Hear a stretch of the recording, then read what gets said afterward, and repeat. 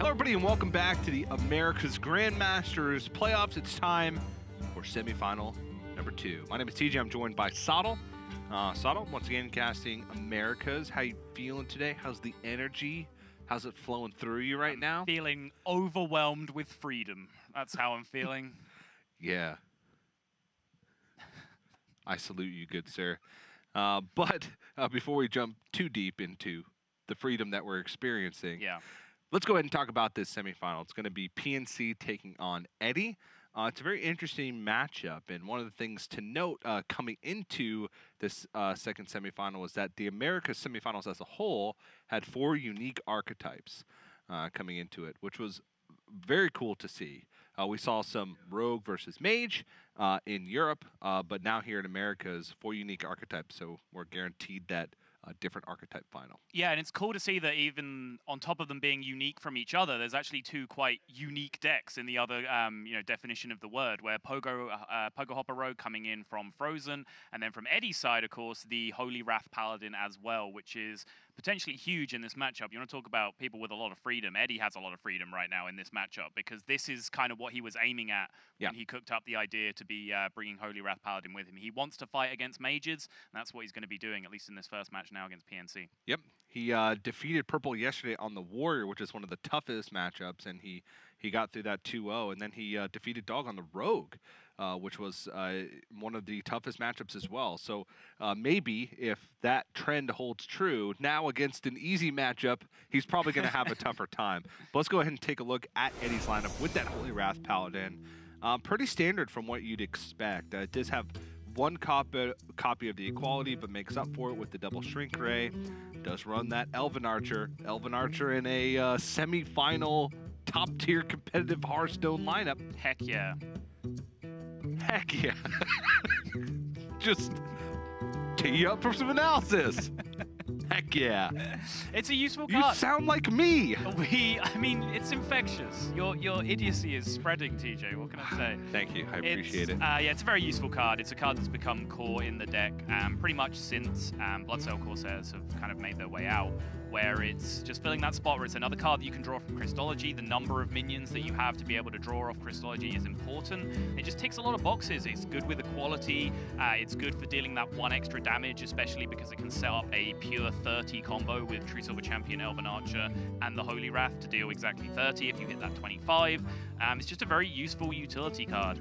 I think the other thing that we need to bring into play here is the secondary and tertiary decks, because we debated yesterday whether that secondary deck is kind of for the mage matchup. If it's not, I don't know what it's Yeah, then I don't really get what it's doing there, but I guess we're going to find out with some definition this time, because there is the mage matchup that he's going to be fighting against from PNC here. And these little one-offs have been sneaking into the primary decks from a few players, just giving themselves a little bit of natural security against Rogue, and then allowing them to do other things with their secondary and tertiary deck. However, unfortunately, PNC did not get the read on Holy Wrath Paladin coming to town, because there is a tech you can bring against that. We've seen people going, I think, Spellward Jeweler in a couple of weeks of Grandmasters, I think in APAC specifically. And Hakar the Soul Flayer. Yes, just naturally in your deck. Just naturally in your deck. And it's funny because those techs were so cool and so creative. Yeah. But then those weeks, Holy Wrath Paladin wasn't brought at all. Right. And now when it is brought to a very important set of matches here in the playoffs, PNC is not at all prepared for it. So still though, Sotto and I were talking backstage during the last match that there are many paths to the nuts as the mage. And when you have such a deck that can get these huge, bursty, swingy turns so consistently, you can beat just about anything, even a deck that's kind of designed to counter it, which is as close as you're going to get to that with what Eddie's brought here with Holy Wrath Paladin removal. But one thing I do want to point out is that Eddie played some lights-out Hearthstone yesterday. The best Holy Wrath Paladin play we've seen all season. Granted, not the biggest of sample sizes, but when you're talking about the best players in the world, that's a pretty big edge. Your eyes lit up. Double Christology. Can I interest you in a pair of Christologies in the opening hand, TJ? And this can be the problem because, as we were talking about, even though Mage does have various different types of nut draw that can do insane things early on. PNC was just waiting in anticipation, and little does he know the news is even worse than that, because the second one is locked and loaded and ready to go as well. And to finish the point, if Paladin can get through their deck incredibly quickly, it just cuts in A, to the amount of time that Mage has to really make something crazy happen, and B, every card you draw, it's just more likely that you find yourself an answer to that insane turn that Mage is going to be able to generate, even if they do draw the nuts. Yeah. You're pulling cards out from your deck that you're not entirely happy to pick off the top in a tough situation. Right. And Eddie already, second Crystology here does play off curve, but it doesn't fill up his hand, so he can, you know, still just kind of pass the turn over. There's a chance that he could play, quote unquote, mana efficient. I don't know why I put that in quotes. It's just a fact. Yeah, I was gonna say. It's not up for interpretation. He could play the hero power. Now, quote unquote, 100% mana efficient would be coining out the Crystology. I don't think you know how air quotes work, TJ.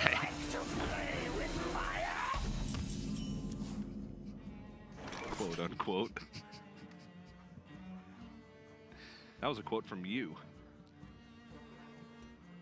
But just playing the Wild Pyromancer here, which is pretty interesting.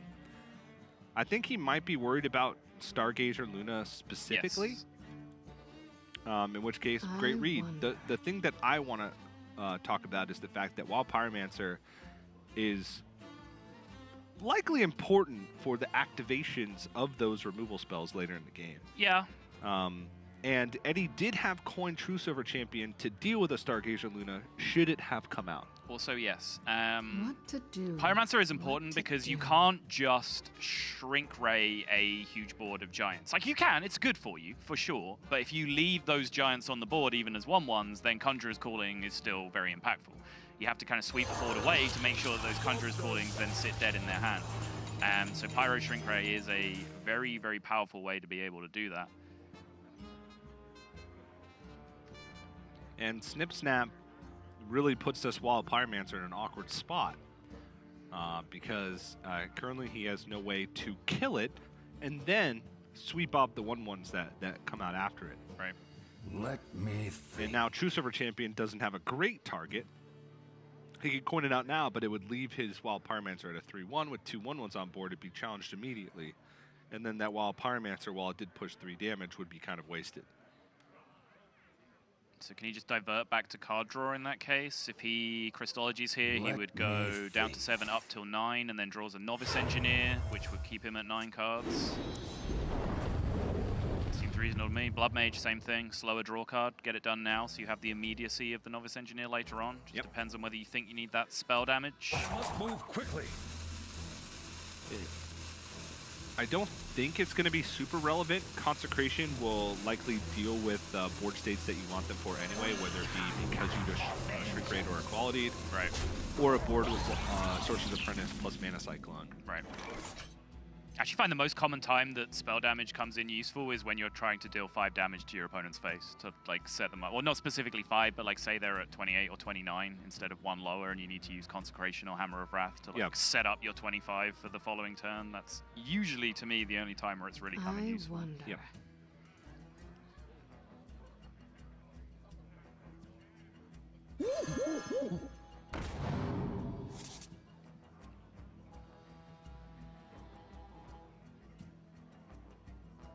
PNC holding in a burp. Oh, is that what's happening? Okay. Now thinking through his turn. Could either have played around Truce over Champion or Consecration there.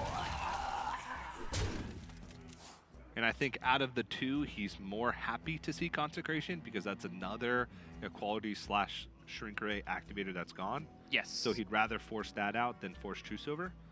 That's fair. At least that's my take from the play. Luna's Pocket Galaxy also in hand for PNC, which, as we've seen over the course of the last 3 days, is pretty insane against just about everything. It is, and honestly, I don't really have much experience in the matchup apart from what I've tested since these deck lists came out of Holy Wrath Paladin versus Pocket Galaxy Mage specifically. I think Holy Wrath Paladin has fallen off a little bit when it was previously being played and, you know, claimed to be a mage counter. It was before Lunas came into the deck, and we've talked about how even in the bad matchups, Mage can just potentially find a way to draw the nuts and get themselves out of it. Well, Lunas just sends the potential for that through the roof. Yeah. Especially with Arcane Intellect being held onto for PNC, that means he's going to be able to play Luna's Pocket Galaxy on 5, and then roll that into Arcane Intellect. And I think Stargazer Luna, after that fact, is pretty much the best card in the deck because your entire deck costs essentially 3 or less. Your minions cost 1, 0 in the case of Giants most of the time. Yep. And your spells, your highest cost spell is Frost Nova and Conjure Skull and Arcane Intellect, which is 3. So you can usually chain Stargazer Luna into massive draw potential. I think the balance for PNC here is going to be how far do I extend onto the board once I reach the turns where Eddie can use those big wide board sweeps. Right. I think Archmage Antonitis is going to be the key card to pile the pressure on Eddie. Yeah, it's the one card in Antonitis that's probably scary enough to just demand removal by itself. You know, you can't really just time out against it. I mean, you can, but you still give the opponent the opportunity to just load up 4 or 5 fireballs in their hand, and then, you know, they have the damage they need over the rest of the game to blow you out. Any other board you generate, the Paladin player can just go, all right, timeout. We'll put that off till next turn. It's fine. Just stretch out their removal that little bit further. Eddie, pretty awkward turn for him here because he's up at 10 cards at the beginning, which is always quite often the most awkward turns for Paladin because you can't just spend the turn drawing cards. Then you get yourself into a position where you're burning and you potentially just lose the game on the spot. So I guess that means we're Elven Archering that 2-1. There's the flexibility of Elven Archer coming into play. One of the toughest things to do with this Holy Wrath Paladin deck is managing your hand size and managing your resources. Yep. Finding opportunities to dump cards that you know that you're not going to need throughout the course of the game, and being as efficient with your mana as possible to make sure that you're not in positions where you can't empty your hand enough to make room for key combo pieces. And with this deck, it's a little bit harder because your big removal spells kind of have to be saved for those moments where your opponent makes a big board of giants. Like against Dog yesterday, Eddie was using Shrink Ray just to take like 6 or 7 power off the board because he knew that the matchup was about tempo until he reached the point of the game where he could combo. And it wasn't about just having answers to a big board that will kill you in like a single turn. Yeah, I think there was one turn where he did it on a Spellbreaker and a 1/1. Just to say, you know what, I don't need this card. I'm going to play it, it discounts my Shivala by 5, and it creates a space in my hand. And those things are just way important to me right now. And that, like, very much echoes my experience of playing Holy Wrath Paladin against Warrior in a lot of spots. But Mage, yeah, very, very different matchup. You have more cards that you need to be greedy with. Like those Equalities, like those Shrink Rays, and honestly, like those Wild Pyromancers. And if we go all the way back to Eddie's turn 2, can kind of go some way to explain why he just played cards out of his hand, because you physically can't be greedy with all of them. You cannot just hold every single one in your hand because you'll never be able to draw cards for the rest of the game if you do that. I wonder. And also having the added bonus of being able to contest Stargazer Luna without having to use a swing of True Silver Champion. Right. And now Eddie sees the Giant come out from PNC. He does have ways to deal with this without having to use big board sweeps. He could use Ziliax, or he could use the Hammer of Wrath. Both deal 3 damage, both would be enough. Equality. Reporting for duty. I'm a little surprised not to see the Ziliax that turn. I think the Hammer of Wrath was awkward again in terms of hand size, right? He'd have to play something else out alongside it, even if it's just the coin. But Ziliax, while it wasn't 100% mana efficient, did allow him to dump a card, was kind of the same effect as Equality. He would just have to use his True Silver Champion. Yeah, and take 8, which take 8 is relevant. It's less relevant when you have, you know, Kangor's Flash Heal, all that business in your hand already, but... Actually, I guess you swing first and you attack with the Ziliax afterwards. So you're actually not even taking the full 8 in that scenario.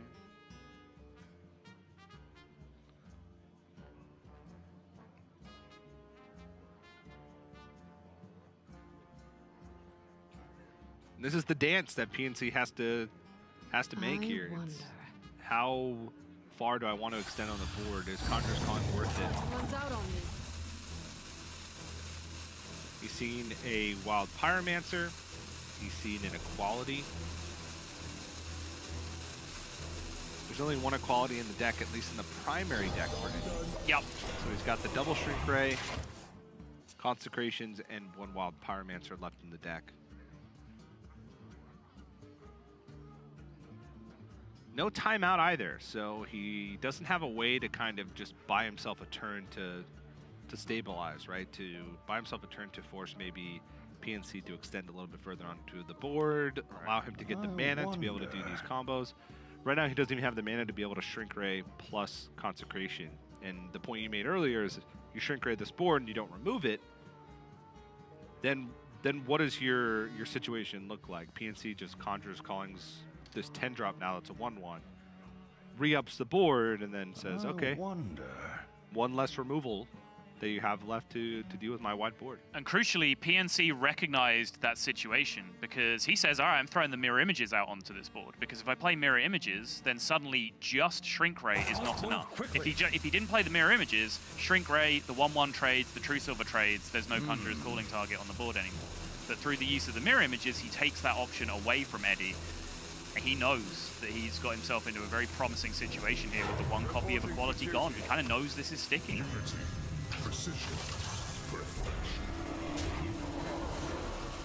So Eddie's going to try to use Ziliax this turn to buy some time. This is why I kind of would have liked the Ziliax on the turn where he used Equality. Yep, agreed. Because this turn would have been a pretty easy Equality coin Consecration, and that would have been after PNC would have had to deal with the Ziliax that was on board, which could have forced additional resources. What to do? Now, it doesn't always pan out like that. Maybe PNC, because of that, waits. You know, maybe a lot of things could be playing into his head, but... I mean, if he waits, good. I'm happy. Yeah. One more card deeper into my deck until I have to do things. Sure. PNC's instinct went towards the Luna turn this turn, which mine did too. The problem, I guess, is that if you start chaining minions and you have to play them to keep that Luna chain going, based on PNC's play on the previous turn, he knows about the possibility of turn 9 Shrink Ray Consecration, which is available to Eddie next turn because of the coin. So he doesn't want to just load a bunch of really valuable minions onto the board this turn. So I think that's why he ends up diverting away from that Stargazer Luna. Yep, this makes more sense. Just use your Conjurer's Calling as a resource, force the option, and then you can use the Luna to refill afterward. Yeah, so from Eddie's perspective, he's saying, all right, well, my patience paid off. I took some damage, but I did force him to extend further onto the board. But unfortunately for him, PNC's like, yeah, I'm pretty okay with that. Because I can reload very powerfully next turn, theoretically. He may... Not theoretically. I was going to say, what? Name me the cards he draws that doesn't start this chain popping off. There is none. There's not a single string of draws. Maybe a couple Frost Novas, all right? Sure. Like, he chains Frost Novas with the Sorcerer Apprentice that cost 4 mana. Then he only has 1 mana remaining after he chains through those, right? Sure. But then even then, like, he's used most of his 3-cost spells, so everything in his deck costs 1 or less. Yeah. He can still chain through like 8 cards in his deck, even after the 2 worst-case scenario pickups. Yep. Because he has Apprentice to go with it, like the spells are just, a lot of them are going to be free. A good chunk of the minions are also going to be free because they're giants, which are going to get discounted after the fact. The tools of creation. Yep. PNC is going to draw his deck before the draw your deck deck. Behold the tools Wait, of this creation. is the draw your deck deck. Ah! I don't know about that. Both players are playing a draw your deck deck. I don't see a Chef Nomi in Mage. Whoa. I'm throwing that in a tertiary. For what? I don't know, Warriors? Okay. just in case. And I like the fireball thrown at the end here to force Eddie to not only have to deal with the board, but also heal. Right. And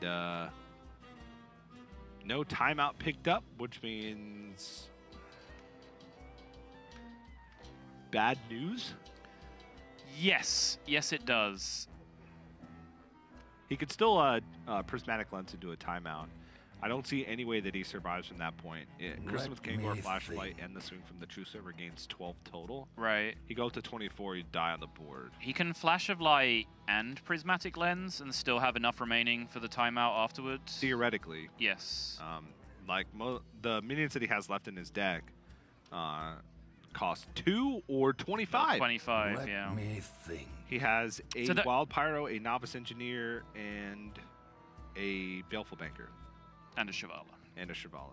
So it's a 3 and 4 for Prismatic. Okay, so if there's 3 2-drops, I think this makes sense. Because I was going to pose the question of, like, do you want to go for the Flash of Light first for that chance to buy yourself a timeout that you can definitely play, as opposed to Prismatic Lens that could make it cost 25? Yeah. But if it's 3 versus 1 on the outs, then yeah, doing it this way certainly makes a lot of sense. Cheap Shrink Ray, but not quite cheap enough. Ugh. Does he need a Flashlight here for exactly timeout? Yes. Oh, you're absolutely right. You're absolutely right. This is so much better.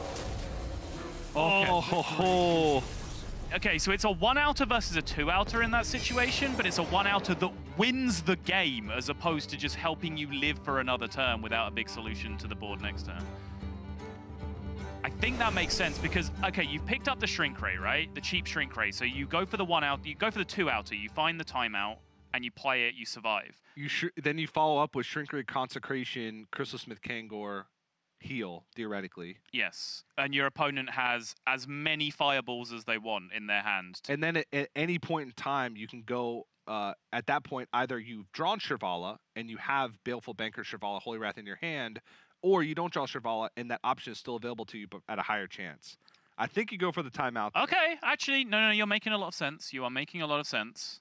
I think that came down to Eddie going for the easier, not the easier of the two. That might seem a little condescending. That's not how I meant it. But with the rope burning like that, he's trying to think through everything. The very last second, he can't decide on the possibilities, so he goes for the win right there. Right. But I think that it's a 1 and 4 to draw a timeout there because he had 2 timeouts in the deck with 8 cards. Yep. You take the 1 and 4. Next turn, you follow that up with Shrink Ray Consecration, which is 6 mana. You can heal out of range of double Fireball. Yes. With Crystal Smith Kangor plus the swing of the True Silver Champion. And then, like I said, if you draw the Shivala, his Shivala is 0 at that point. Then he has the option to just go for the combo right there since he had Baleful Banker, Holy Wrath in hand already for a much lower percentage or much higher percentage to win. Or if he hasn't drawn Shivala, then he just Holy Wraths and either hits Shivala and wins the game at that point, or hits the second timeout and buys another turn to be able to execute the combo. So I agree logically with everything you said. The one caveat I'd like to throw in is that there's a turn there where you time out, you let your opponent do whatever, generate a bunch of fireballs, maybe draw some more cards off Luna, depending on what they draw, like that kind of stuff. Then you have to have your Shrink Ray clear heal turn, right? So yes. Like that's all you're doing. Then your opponent gets to play all of the minions again that they've picked up in their hand off Stargazer Luna. But then you've drawn 2 more cards, 2 cards deeper into your deck, so your likelihood of winning the game at that point is higher. Yes. Much higher. Yes. So there's even the possibility of if one of the cards he picks up is, if he picks up like Baleful Banker and Shivala, then you Shivala double Baleful Banker, Holy Wrath. Does his Shivala cost 0 at that point? Because that matters too. Because if you draw the Shivala and it doesn't cost 0, it had to have. Then you're in trouble. Right? It had to have. Did it? Let me count. 2, 3, 4. I thought that was as high as you could count for a second. I was getting worried. 8, 12.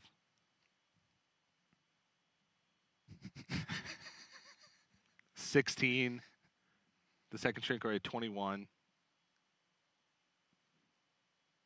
Did he play a Hammer of Wrath? I don't think so. So if it costs 4 or less, and then the timeout, it would have come. It would have cost the timeout 1. would have gone down to 1. Yeah. Okay. Yeah. Then so it would have cost 1. All right. I think you've taught me around. I think I'm with you. Yeah. It would have cost 1. I think I did the math correctly. Because the turn after, he would have played Shrink Ray plus Consecration. He would have timeouted. That's 3 less. Shrink Ray plus Consecration. That's 6. Even if he doesn't play any spells in between and has to go for it the very next turn. I don't know. That's a very difficult probability statistics problem to solve. Because a 1 in 8 to win the game or a 1 in 4 to buy you an extra turn to get you a higher chance than a 1 in 8 to win the game. I'm just glad for for the first time in Hearthstone history, there was some kind of natural delay between the 2 games where we'd normally need to find something to fill, but it was kind of the reverse of that. We just wanted to keep talking about that turn and didn't want there to be another game on the screen, and there wasn't. It worked out perfectly. Yeah, there was a producer yelling in my ear, "Get to the game!" There's another game of Hearthstone to play. He wasn't. No, that didn't happen. Shout out to our producer Josh, who's a very calm, level-headed guy who lets me do whatever I want. To an extent.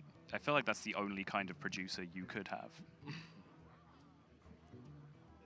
He just verbally said in my ear, question mark? All right, game number 2. Eddie needs to refocus, of course, while we have spent a lot of time trying and probably failing to break down that last turn. The stakes here are, of course, huge. Purple is waiting in the Americas Finals for the winner of this matchup. Eddie, the bad news ahead of him is that he's 1-0 down in what should be a favorable matchup, and even if he comes out of this favorable matchup, he's then in a position where he has to go back up against the massive unfavorable that he was faced with originally up against Purple in the finals. I told you, we're kind of in a backwards world right now where Eddie 2-0'd both of his unfavorables and is now 1-0 down in his favorable. Yes. Very interesting to say the least, and Eddie got to be feeling it right now after seeing the Sorcerer's Apprentice on this turn. He does have a way to deal with it with Elven Archer, funnily enough, and can roll into Hammer of Wrath. Ooh, True Silver Champion. Love to see those. Yeah, that's a big deal for Eddie because his hand is not massively explosive in terms of, quick card draw, getting through his deck. We saw his hand stall out in the middle of the game in the first game, which is one of the big problems that you can run into. But if you don't have that just smooth, quick, rapid card draw, then True Silver Champion is one of the best cards in the deck to buy you time to get there. No surprise seeing Elven Archer coming down this turn. Again, the flexibility of the card. It's a Sorcerer's Apprentice that needs to die. Just play it out, take care of it. Quality stuff can wait. Yeah, there's pretty much only 2 things in the entire deck that deal with that on turn 3. Either the Elven Archer or Wild Pyromancer Crystology. Kind of interesting. And as we were talking about this, both players did switch to their secondary decks. PNC added Twilight Drakes, as you can see, to pick up there. Harrison Jones, which could come into play in a big way. Karen Bloodhoof, and also Alex Straza, which also could come into play in a big way. He took out Mirror Image, Frost Nova, Halftime Scavenger, and Sea Giant.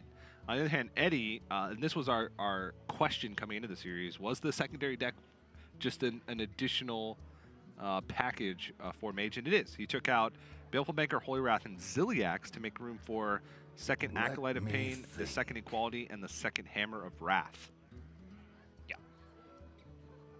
It's no great surprise to me to see 1 copy of the combo go down because the healing in Mage is so incredibly limited that the chances that you don't deal enough damage over the course of a game that you get them permanently below 25 is very, very low. It's an incredibly rare scenario.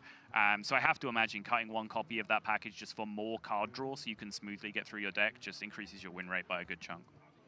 You say that, but with Harrison Jones and a Ziliax in PNC's deck.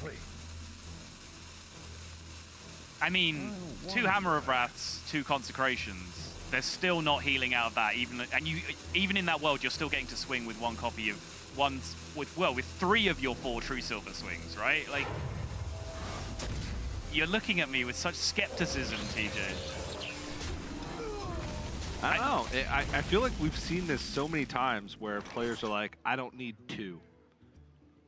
In America's Grandmasters, and then they did need 2. Specifically, like Holy Wraths in Holy Wrath Paladin? Holy Wraths and Holy Wrath Paladin. I'm trying to think of other instances, like a Elix or a Mega Devastators, and Bomb Warrior. I mean, if you've heard me casting any reasonable amount of Europe, you will know that I am a fan of the 2 of, and I will live and die by that mantra. Two Up Gamers unite. Yep. No legendaries. Get those out. No. Oh, did I misunderstand? Two ofs and legendaries. Oh, That's okay. what you can play. Essentially, the maximum number of each card you can play in your deck. There you go. Okay. There's the elegant way to phrase it. Maximum number of cards you can play in each deck, gamers. Hey. That doesn't have as much of a ring to it. It doesn't. I do like this secondary package from PNC though. It's definitely not targeted at Paladin, but yeah, there's a couple of useful cards. Harrison Jones coming in and Alex Straza coming in is a pretty huge deal because there's some hands with Paladin, some situations with Paladin where you'd be facing down, 14, 15, 16 damage from your opponent, and you say, yeah, you know what? Fine, hit me with it.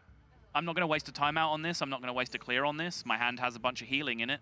Go ahead and I'll take this damage. You cannot do that anymore if there's the threat of an Alex Straza coming down behind it. Yep. But very similar situation to last game. PNC had the Lunas on curve, has Stargazer and Luna in hand to get that chain rolling if necessary. Just like you mentioned, with that secondary deck, he's just got a little bit of extra beefy minions to kind of stabilize that curve. That curve? That curve. Must move quickly.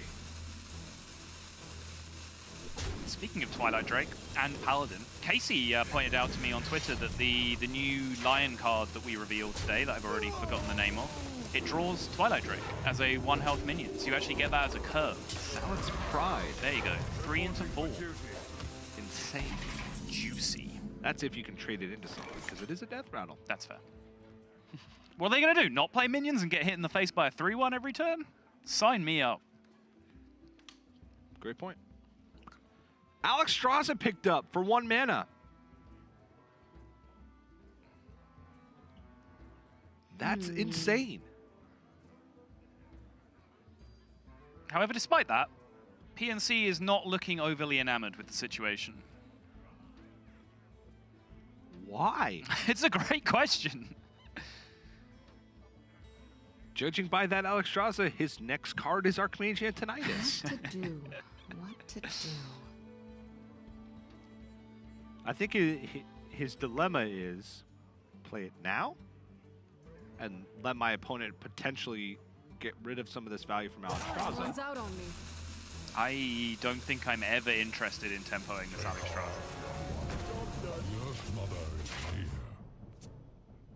I think I want to use it in a position where I just have significant damage behind it, even if it's not necessarily lethal. That's, of course, the ideal. I want to be able to play Alex Straza and just push with some minions in the same turn. Okay.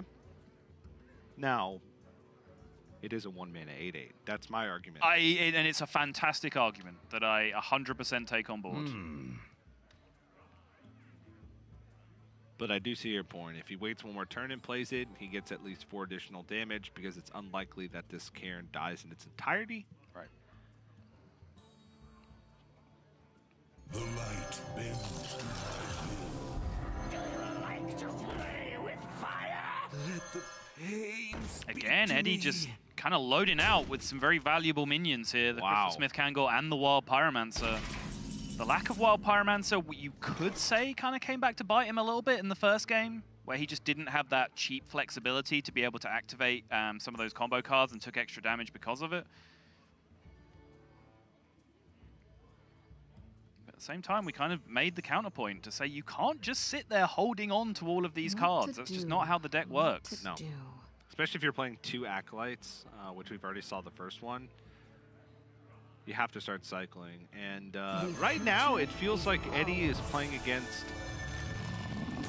a weird final boss of a Tavern Brawl that plays much slower. Yes. Because 3 mana 2/4 that just draws an insane amount of cards. 0 mana 8/8s. A 1 mana 8/8 that sets your health to 15. Time runs out on me. Mirror? Then?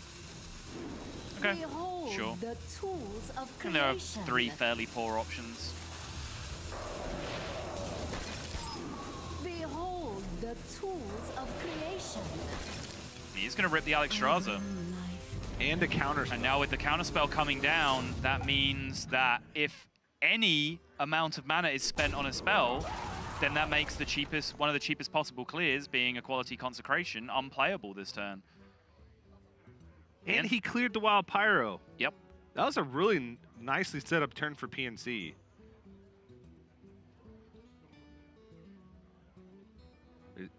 Eddie just doesn't. He doesn't dead. have a way around this. He does. I don't think he even has any way to kind of try and game a counterspell. Like, he just has nothing against it. I think he just has to shut his eyes. If he consecrations first and that gets counterspelled, he can equality and clear off one of the big minions. Okay. He would heal up to 19. Okay, so what if he consecrates first and it's not counterspell? He still gets to do. Yeah, that actually might be the play, because if it's not counterspell, he clears the mirror images out of the way, and then he can do better stuff with his equality and trades anyway. Yeah. He'd be alive by 1, if my math is correct, because he'd trade over the 2 giants. Well, no, because the mirror images would still be in the way. Yes. Oh, he can he can clear 1. He can clear 1. He can clear 1, and then Yeah. he'd be alive at 1. Because there's 12, 13, 14, 15, 16, 17, 18, and he'd heal to 19. And so now he's dead. Well, he'd heal to 18 because he'd take 1 swinging into a minion. He'd swing into a mirror image first. Yeah, okay. So he would have been alive by 1, but at that point, I think Eddie realized that he needed to just kind of go for it. And that means that PNC, in a much quicker series, in a one-sided series in a way that I didn't expect it to be, PNC's moving on to the final. And I said it early on, it's just like the X factor of the deck is going to be that Luna's Pocket Galaxy. That's the one thing that I personally didn't really know how to account for, because all of my Holy Wrath experience, up until a couple of days ago, came against pre-Luna's Pocket Galaxy Cyclone Mage. Yeah. And now with that card coming into it, how much does it change things? Turns out a lot. If you get that card early, it looks like a pretty miserable situation to be in. Now, bear in mind, he got a very quick Antonidas off his Luna's Pocket Galaxy the first time, which is unlikely. And the second time, he had a generated counterspell, which was kind of the Jin card in the whole situation of just breaking the game open. But you can definitely see how the impact of just having Luna's Pocket Galaxy and that extra explosivity in your deck is just kind of the X factor of being able to win that matchup from the mage side. I mean, look at the beginning of that turn. He had a Cairn on board. Yeah, and then that happened. Alex Straza, a Mountain Giant, a Sorcerer's Apprentice, a Stargaze Luna, draw 4 cards, play Mirror Image, kill the Wild Pyromancer. Deal 13 damage to my opponent. Deal 13 damage to my opponent and freezes a Crystal Smith Kangor and develop a counterspell. Yeah. Absolutely insane. That card opens up so many crazy possibilities for Mage, and PNC is going to be going up against Purple in the finals. One of those players will be moving on to join Surrender and Fino from APAC in Europe at the Global Finals at BlizzCon. And it all comes down, how fitting for the Americas region. Warrior versus Mage. If El Clasico. Well, that's Barcelona, Real Madrid. What are you talking about? If Rogue versus Mage is the Europe's matchup, then I feel like Mage versus Warrior is the America's matchup. Or Warrior versus Warrior. You're right. No, you're right. You're actually, now you mention it, Bomb Warrior Mirrors are the America's matchup. But yeah, it's very fitting. As much as I personally would have liked to have seen if Eddie could have run it back with the Paladin picking up the win again in the unfavored matchup, because I kind of got invested in that matchup with some of the practice that we put in together specifically, and also some extra stuff that I was doing on my own trying to work the matchup out. So I'd be personally really interested in seeing that again. Heart goes out to Eddie, of course, for coming so close, and potentially when he had the matchup that he wanted as well, being rewarded with it and then falling at that last hurdle. But it's going to be a great final nonetheless between 2 fantastic players. Can't wait for it. That's right. And with that, me and Sottle are done for now. But we have one more match for Americas and one more match for Season 1 of Hearthstone Grandmasters. In the meantime, we're going to have to go to a quick break, but don't go anywhere. The finals of America's Grandmasters Season 1 right after this.